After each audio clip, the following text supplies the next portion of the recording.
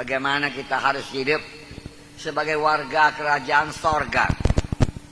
Jadi gaya hidup warga kerajaan sorga. Biar kita pakai dalam hidup kita, nama Tuhan dipermuliakan. Dan dunia melihat bahwasanya kita sudah berubah dan kita berbuah lebat di hadapan Tuhan. Nah, semua anak-anak Tuhan yang sudah lahir baru dipenuhkan dengan Roh Kudus adalah warga kerajaan sorga. Memang untuk menjadi warga kerajaan sorga, satu-satunya jalan ialah harus lahir baru dan memiliki Yesus dalam kita. Firman Tuhan berkata dalam 1 Yohanes 5:12, barang siapa memiliki Yesus dalam hatinya, dia memiliki hidup. Barang siapa tidak memiliki Tuhan Yesus dalam hatinya, ia tidak memiliki hidup. Jadi untuk masuk menjadi warga kerajaan sorga adalah dengan lahir baru. Tidak cukup dengan menjadi anggota satu gereja atau mengikuti peraturan-peraturan agama Kristen. Tidak cukup. Sebab Tuhan Yesus datang tidak membawa peraturan-peraturan agama, tapi dia membawa kehidupan. Karena dahulu kita semua mati di hadapan Allah karena dosa kita. Roh kita menjadi mati dan tidak bisa bersekutu dengan Tuhan. Jangankan masuk kerajaan sorga, bersekutu saja tidak dapat. Oleh sebab itu Tuhan Yesus berkata, kamu harus lahir baru. Yohanes 3 ayat 3-7. Yesus menjawab katanya, aku berkata kepadamu, sesungguhnya jika seorang tidak dilahirkan kembali, ia tidak dapat melihat kerajaan Allah. Kata Nikodemus kepadanya, bagaimana mungkin seorang dilahirkan kalau ia sudah tua? Dapatkah ia masuk kembali ke dalam rahim ibunya dan dilahirkan kembali? Jawab Yesus, aku berkata kepadamu, sesungguhnya jika seorang tidak dilahirkan dari air dan roh, ia tidak dapat masuk dalam kerajaan Allah. Apa yang dilahirkan dari daging adalah daging, dan apa yang dilahirkan dari roh adalah roh. Janganlah engkau heran, karena aku berkata kepadamu, kamu harus dilahirkan kembali. Jadi harus dilahirkan kembali, harus lahir baru. Saya percaya semua kita sudah lahir baru, amin. Kemudian kita masuk dalam gaya hidup warga kerajaan sorga. Minggu yang lalu kita telah melihat bahwasanya setiap warga kerajaan sorga harus memiliki mental mujizat. Apakah itu mental mujizat? Suatu cara berpikir baru yang percaya kepada mujizat Tuhan dan mengarah dan berharap pada mujizat Tuhan. Kalau ada persoalan, kita senantiasa berharap mujizat Tuhan berlaku. Kita membuat perhitungan menurut perhitungan kerajaan sorga, bukan membuat perhitungan secara perhitungan manusia. Nanti kita lihat bahwasanya murid-murid gagal menggandakan roti karena mereka membuat perhitungan secara persediaan manusia. Tetapi Tuhan Yesus mengadakan perhitungan menurut persediaan sorga, rumah Bapaknya yang ajaib, yang tidak kurang suatu apapun. Tuhan Yesus memiliki mental mujizat, saudaraku. Mental mujizat memudahkan Tuhan Yesus memiliki iman untuk mengadakan mujizat. Jadi ini yang pertama, saudaraku, gaya hidup.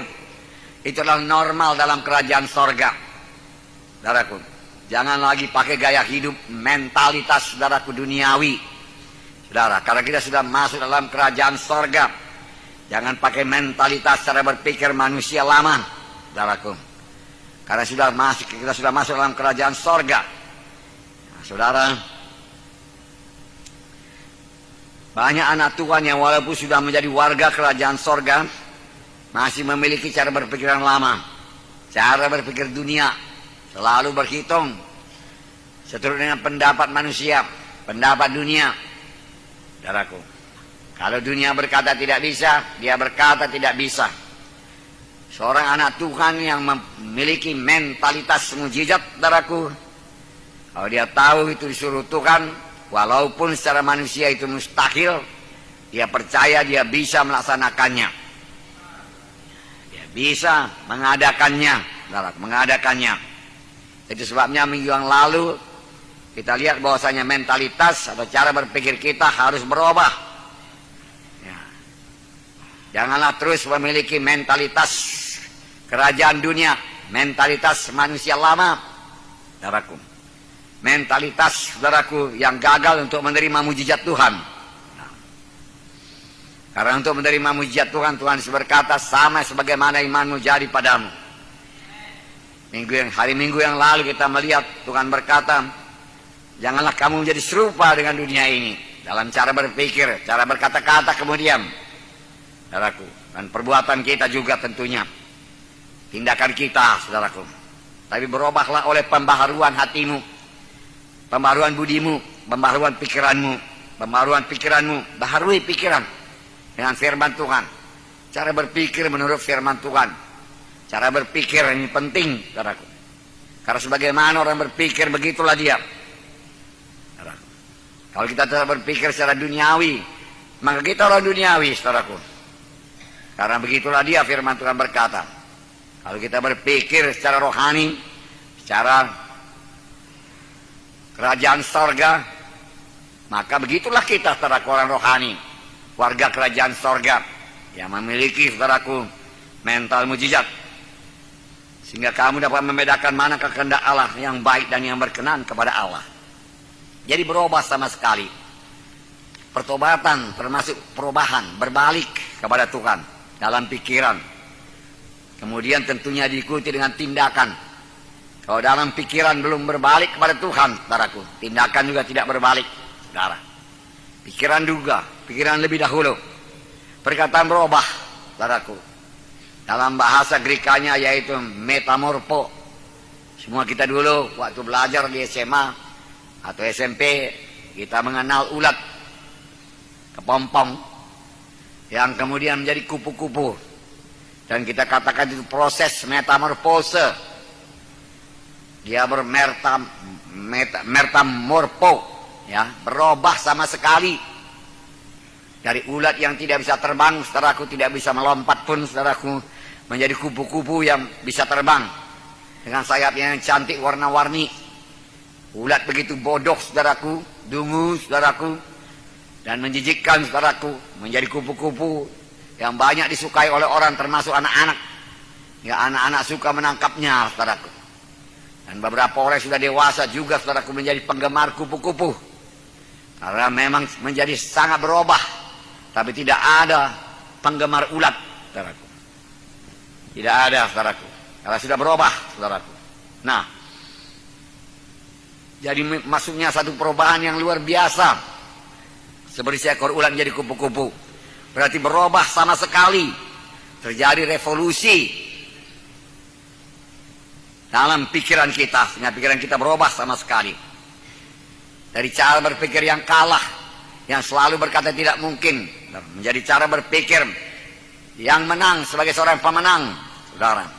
Cara berpikir, saudaraku, sebagai anak raja segala raja. Dan memang kita adalah anak raja segala raja. Mulailah berpikir sebagai anak raja segala raja. Mulailah berpikir sebagai warga kerajaan sorga, di mana dalam kerajaan sorga tidak ada kekurangan, saudaraku. Sebagai warga kerajaan sorga juga, saudaraku, tidak ada yang miskin, saudara. Saudaraku yang kasih dalam nama Yesus, ada sesuatu yang salah, saudaraku, kalau kita belum diberkati Tuhan, saudaraku, dalam hidup kita. Tuhan tidak pernah gagal, saudaraku, mencurahkan berkatnya. Tidak pernah, saudara. Tapi terlebih-lebih mengenai, saudaraku, berkat materi, saudaraku. Saudaraku, saya jarang sekali atau hampir tidak pernah berdoa buat berkat materi. Hampir nggak pernah, saudaraku. Walau ada pembangunan gereja, saya percaya aja kepada Tuhan. Bertambah perlu banyak biaya, bertambah banyak saya tabur, saudaraku. Saya percaya hukum kerajaan sorga, menabur dan menuai. Lalu kalau taburannya banyak, tuainya pun banyak, dan gereja berdiri di mana-mana, saudaraku, tanpa berhutang. Karena firman Tuhan berkata, jangan kamu meminjam, tapi memberi pinjaman kepada banyak bangsa. Amin. Itulah dia anak-anak Tuhan, miliki mental yang seperti itu. Miliki dulu mental mujizat, saudaraku. Haleluya. Nah, saudaraku yang kasih dalam nama Yesus, ketika Tuhan Yesus minta murid-muridnya memberi makan 5.000 orang, Filipus berkata, nggak bisa Tuhan. Karena roti seharga 200 dinar pun tidak cukup bagi mereka. Murid-murid yang lain pun berkata begitu. Semua berkata tidak mungkin. Bagaimana mungkin di padang belantara ini toko roti pun tidak ada. Kalau sekiranya ada toko roti, bagaimana dia bisa memasak roti 5.000 buah roti? Berapa toko roti yang diperlukan? Ya, tidak cukup pun rotinya untuk alat peralatannya untuk membakar 5.000 roti. Jadi itu kan nggak mungkin lah, nggak bisa lah, nggak bisa. Itulah cara berpikir manusiawi. Perhitungannya menurut persediaan manusia.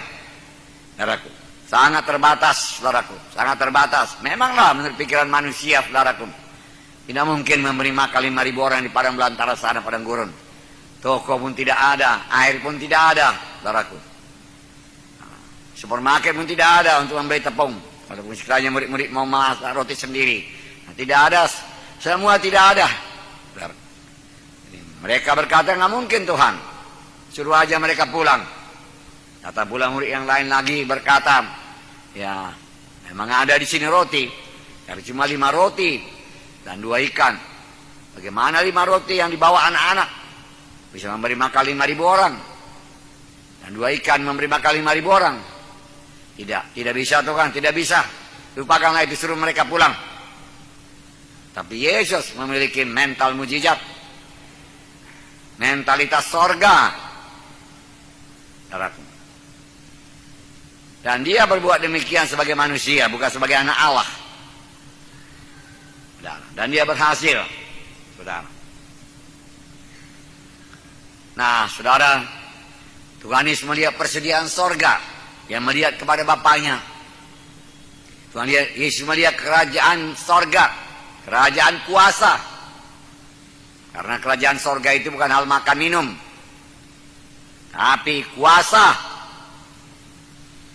Karena kerajaan sorga itu bukan perkataan, tapi kuasa. Amin. Maka saudara juga dalam melayani, saudaraku, selalu memiliki mental mujizat. Pikiran saudara mengarah kepada kuasa, bukan bicara saja, bukan pidato saja, saudaraku. Harap kuasa Tuhan bekerja, percaya mujizat Tuhan berlangsung dalam kebaktian.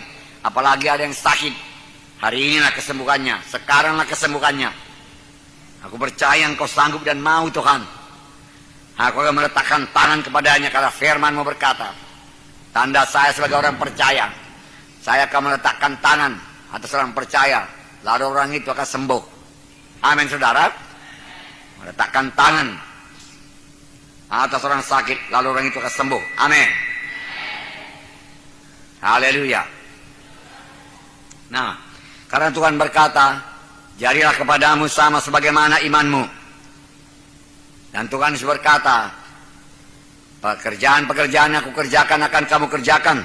Bahkan pekerjaan lebih besar daripada ini akan kamu perbuat, sebab aku pergi kepada Bapa. Jadi marilah kita semua mengubah mentalitas hidup lama, mentalitas duniawi, mentalitas budak, mentalitas kandang babi, menjadi mentalitas kerajaan sorga atau mentalitas mujizat. Kedua, memiliki kasih. Gaya hidup warga kerajaan sorga yaitu memiliki kasih. Matius 22, 34-40. Matius 22, ayat 34-40. Coba buka Alkitab saudara, dan baca bersama-sama. Matius 22, ayat 34-40. Dapat saudara? Haleluya.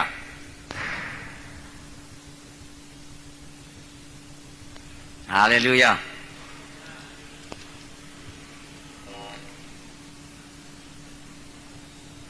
Tidak apa-apa itu. Hanya anak-anak bermain-main saja itu. Tapi suara mic-nya udah turun. Ayo naikkan sedikit lagi. Oke. Haleluya. Matius 22, 34-40. 1, 2, 3. Ketika orang-orang Farisi mendengar bahwa Yesus pulang, berkumpullah mereka.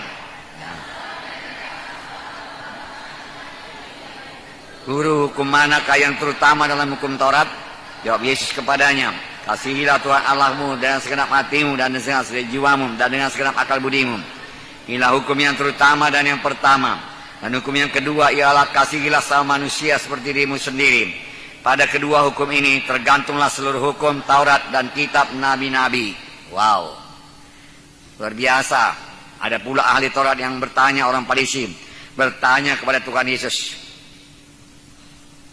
Ahli Taurat, Guru, hukum manakah yang terutama dalam hukum Taurat? Oh, Tuhan Yesus memberi jawaban, saudaraku. Tentu saja orang tersebut memang rindu, saudaraku, untuk mengetahuinya, saudaraku. Kasihilah Tuhan Allahmu dengan segenap hatimu dan dengan segenap jiwamu dan dengan segenap akal budimu. Nah, kasih. Inilah hukum yang terutama dan yang pertama. Dan hukum yang kedua yang sama dengan jual kasihilah sama manusia seperti dirimu sendiri. Amin, saudara. Pada kedua hukum itu tergantunglah semua hukum Taurat dan seluruh kitab nabi-nabi. Jadi kasih kita yang terutama adalah kepada Tuhan. Jadi kita harus menghormati dan menghargai Tuhan. Itu artinya mengasihi Tuhan, mentaati Tuhan. Jikalau kamu mengasihi aku, patuhilah hukum-hukumku. Amin. Mentaati Tuhan. Dan sungguh-sungguh merindukan persekutuan dengan Tuhan. Bagaimanakah kita berkata, kita mengasihi Tuhan, tapi tidak suka berdoa? Benarkah kita mengasihi Tuhan?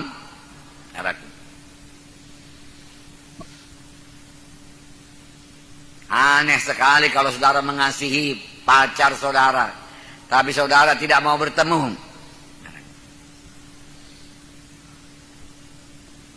Pacar saudara kan heran, apakah betul dia mengasihi aku?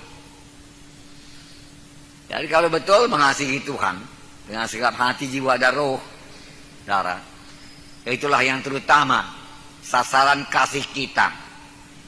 Karena kasih kita jangan pula kasih kepada orang lain, kepada diri sendiri. Memikirkan diri sendiri, mementingkan diri sendiri. Padahal kasih itu harus kepada Tuhan, saudara. Terutama kepada Tuhan. Dan suka bersekutu dengan Tuhan. Selama kita di dunia ini, rindu kepada Tuhan.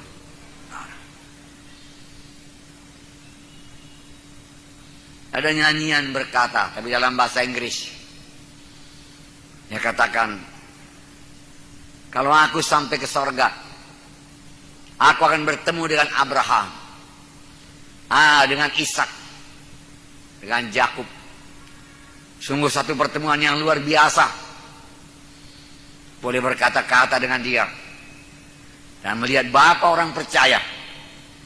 Aku memang rindu bertemu dengan Abraham, Ishak, Yakub. Tapi yang paling kurindukan ialah bertemu dengan Yesus sendiri. Nyanyian berkata lagi, kalau aku sampai ke sorga, aku bertemu dengan Musa, Elia, Elisa, orang-orang beriman luar biasa, dipakai Tuhan luar biasa, sungguh menggemarkan, sungguh menggembirakan. Tetapi yang paling penting, aku perlu bertemu dengan Yesus. Yesus yang terutama. Sorga tidak berguna bagi kita kalau tidak ada Yesus di sana.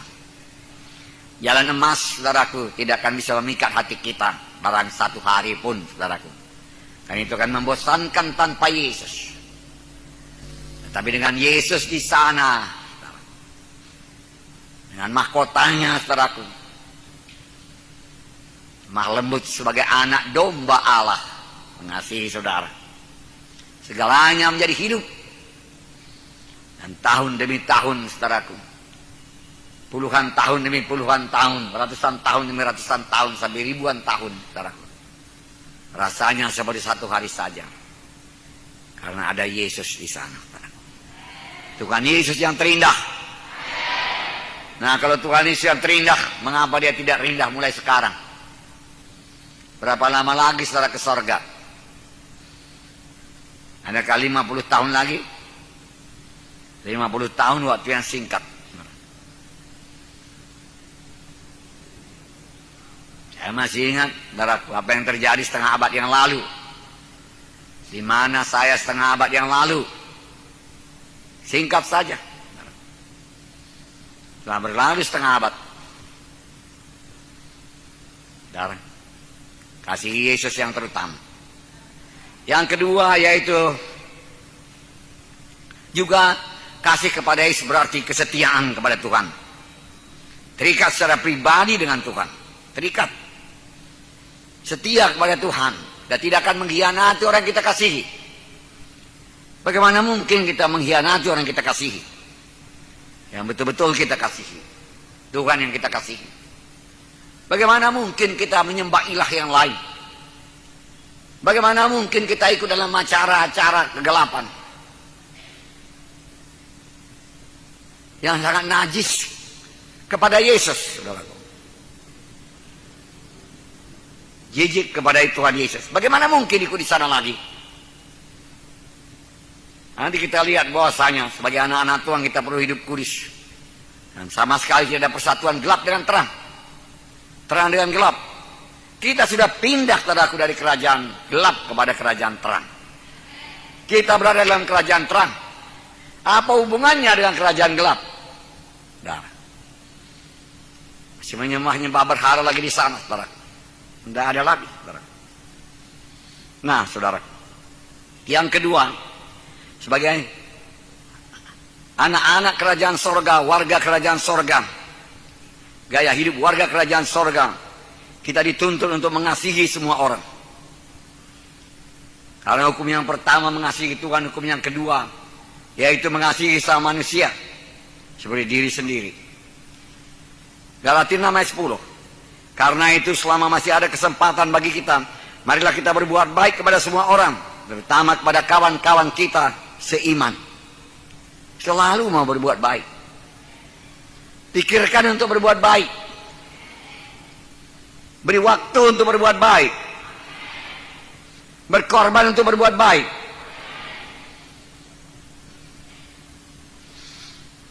Berkorban untuk menolong.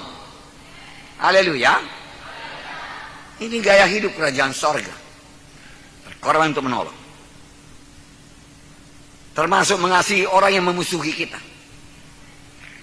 Matius 5, 43, 46. Kamu sudah mendengar firman, kasihilah sama manusia dan bencilah musuhmu. Ini perjanjian lama. Tetapi aku berkata kepadamu, Tuhan Yesus berkata, kasihilah musuhmu. Berdoalah bagi mereka yang menganiaya kamu. Jadi musuh pun harus dikasihi. Haleluya. Inilah kasih terhadap sama manusia. Karena dengan demikian kamu menjadi anak-anak Bapamu yang di sorga. Anak-anak warga kerajaan sorga. Yang menerbitkan matahari bagi orang yang jahat dan orang baik. Dan menurunkan hujan bagi orang yang benar dan orang yang tidak benar. Apabila kamu mengasihi orang yang mengasihi kamu, apakah upahmu? Bukankah pemungut cukai juga berbuat demikian? Tapi satu perkara, dalam mengasihi sama manusia, mengasihi semua orang, kita harus menjaga dan tidak boleh kompromi mengenai kekudusan kita sebagai anak-anak Tuhan. Kemudian kita sebagai anak-anak Tuhan, dan kita tetap berpegang kepada standar hidup sebagai anak-anak Tuhan. Dan pula aku mengasihi family-familyku di kampung, karena dia belum selamat. Maka supaya aku dapat bersaksi kepadanya, biarlah aku ikuti dulu upacara adatnya. Ya ada itu, saudaraku. Itu sudah kompromi. Itu tertipu, saudaraku. Tuhan harus nomor satu. Amin. Dalam mengasihi sama manusia, kita harus mengampuni orang yang bersalah kepada kita. Dalam doa Bapa kami yang diajarkan Tuhan, kita mengatakan, dan ampunilah akan kesalahan kami, seperti kami juga mengampuni orang yang bersalah kepada kami. Jadi apabila kita tidak mengampuni orang yang bersalah kepada kita, maka dosa kita juga tidak akan diampuni Tuhan, sehingga kita lucut daripada keselamatan. Walaupun keselamatan dari Tuhan dan diberikan Tuhan dengan cuma-cuma, keselamatan tersebut dapat hilang karena kita tetap menyimpan dendam dan kemarahan dan tidak bersedia mengampuni orang lain. Haleluya. Tetap menyimpan kemarahan, tetap menyimpan dendam, dan tidak mengampuni orang lain.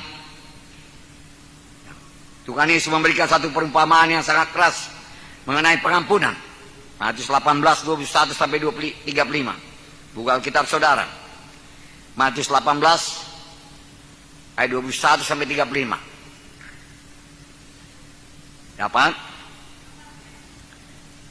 Oke. Mari kita baca. Ayat 21. Kemudian datanglah Petrus dan berkata kepada Yesus, Tuhan, sampai berapa kali aku harus mengampuni saudaraku jika ia berbuat dosa terhadap aku? Sampai 7 kali?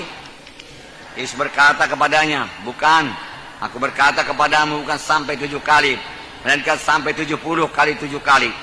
Sebab hal kerajaan sorga seumpama seorang raja yang hendak mengadakan perhitungan dengan hamba-hambanya. Setelah ia mulai mengadakan perhitungan itu, dihadapkanlah kepadanya seorang yang berhutang 10.000 talenta. Tetapi karena orang itu tidak mampu melunaskan hutangnya, raja itu memerintahkan supaya dijual beserta anak istrinya dan segala miliknya untuk membayar hutangnya. Maka sujudlah hamba itu menyembah dia, katanya, sabarlah dahulu, segala hutangku akan kulunaskan. Lalu tergeraklah hati raja itu oleh belas kasihan akan hamba itu, sehingga ia membebaskan dan menghapuskan hutangnya.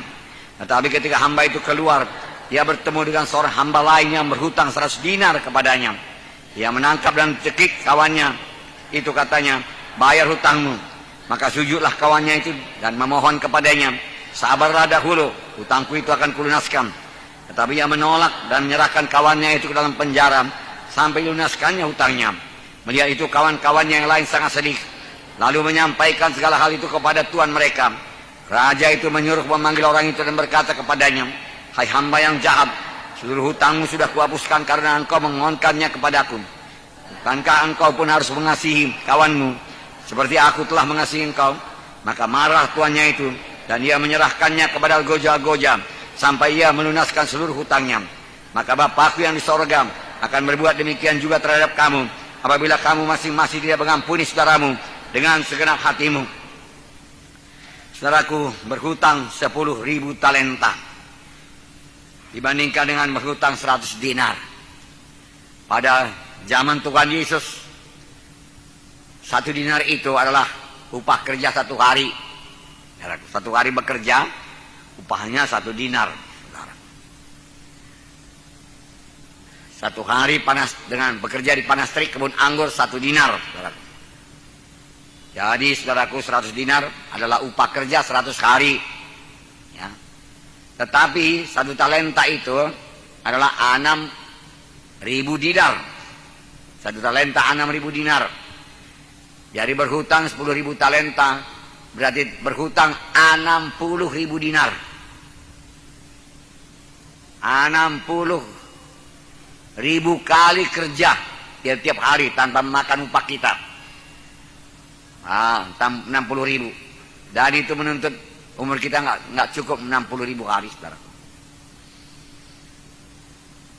Saudaraku, 60 juta hari nggak ada, saudara. Nggak ada umur manusia 60 juta hari. Jadi memang tidak bisa dibayar, saudaraku. Itu sebabnya, saudaraku, anak Allah turun ke dunia ini membayar hutang dosa kita, karena semua kita sudah berdosa. Dan dia dijadikan dosa, dan dia dijadikan sakit karena dia berbilur-bilur.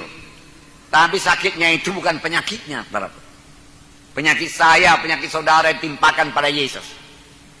Kenapa saya sakit? Kenapa saudara sakit? Karena kita berdosa kepada Tuhan. Penyakit bukan daripada Tuhan. Tuhan Yesus nggak pernah berdosa, maka nggak pernah sakit. Tuhan Yesus taat senantiasa kepada Bapaknya, mendengar apa yang dikatakan Bapaknya, melaksanakan apa yang disuruh Bapaknya. Berkata-kata dari apa yang dengar daripada Bapa, senantiasa taat sampai kepada matinya. Taat, maka dia tidak bisa dijamah dosa, tidak ada dosa dan tidak ada penyakit.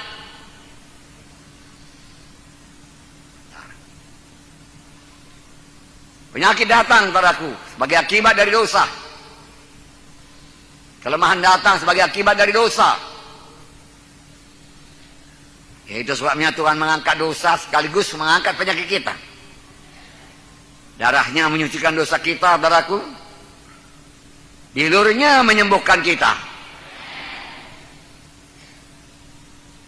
Jadi dia mati bukan karena penyakitnya, saudara, bukan. Saudara, dia mati bukan karena dicambuki, saudaraku. Dia mati bukan karena tangannya dipaku. Dia mati karena dosa kita ditimpakan kepadanya. Karena upah dosa itu maut.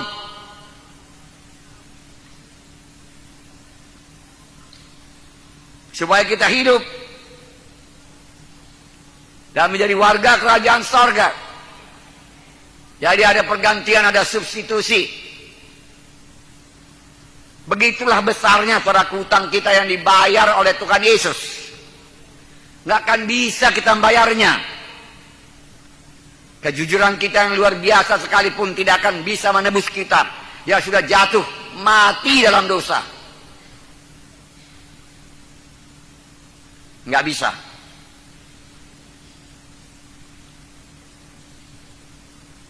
Tapi Yesus mengambil tempat kita sebagai orang berdosa. Dia dijadikan dosa. Dia tidak ada dosa. Karena seluruh dosa manusia ditimpakan kepadanya. Itu sebabnya, saudaraku, saudara, dia berkeringat darah di Getsemani. Melihat semua kenajisan manusia ini.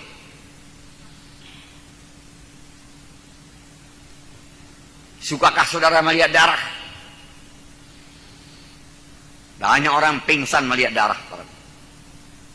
Darah manusia. Darah. Tapi Yesus di Getsemani melihat darah. Darah dosa. Pembunuh. Darah mengalir.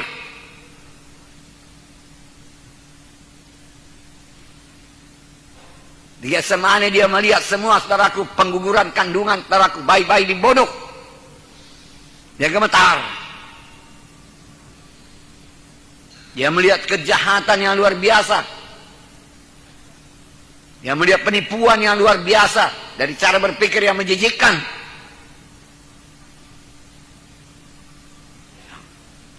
Dia melihat penyembahan berhala. Terang-terangan menentang Tuhan. Dia harus mengampuni semuanya. Tetapi supaya mereka dapat ampun, harus ada pencurahan darah orang yang tidak pernah berdosa. Barulah kebenaran Allah Bapa dipertahankan, tidak dinodai. Masuk ke sorga bukan dengan cara diboleh-bolehkan Tuhan Yesus. Tuhan Yesus tidak berkata, aku tahu engkau manusia. Ya, namanya pun manusia, lemahlah itu dia katakan. Aku kan tahu karena aku yang menciptakan. Oleh sebab itu, kasih karunia-Ku limpah kepadamu. Marilah, kalau selama di dunia ini kamu sudah banyak menyanyi, banyak bertepuk tangan, banyak bersujud kepadaku, sudahlah itu. Masuklah ke sorga. Enggak ada itu. Enggak bisa. Tuhan Yesus membayar semua utang dosa kita. 60 juta hari kerja bagi tiap-tiap orang. Yang enggak mungkin saya penuhi karena umur saya tidak ada 60 juta hari selama di dunia ini. Maka ya ambil dosa saya, ya tanggungkan atas tubuhnya. Wah, setan bersukaria. Ini saatnya kita menimpakan hukuman kepadanya. Orang yang penuh dosa dan kena kutuk. Karena buku Yesaya berkata, orang memandangnya sebagai orang yang dihukum Allah. Dan sebagai orang yang kena kutuk. saudaraku. Dia tidak kena kutuk, saudaraku. Ya, kutuk memang menimpa dia, tapi bukan karena dosa dia, karena dosa saya, dosa semua manusia, termasuk dosa saudara. Dan Tuhan Yesus adalah manusia sepenuhnya. Dan dia berteriak ketika paku mulai menusuk tangannya, karena dia manusia. Kiri kanan dipaku, dia berteriak kesakitan.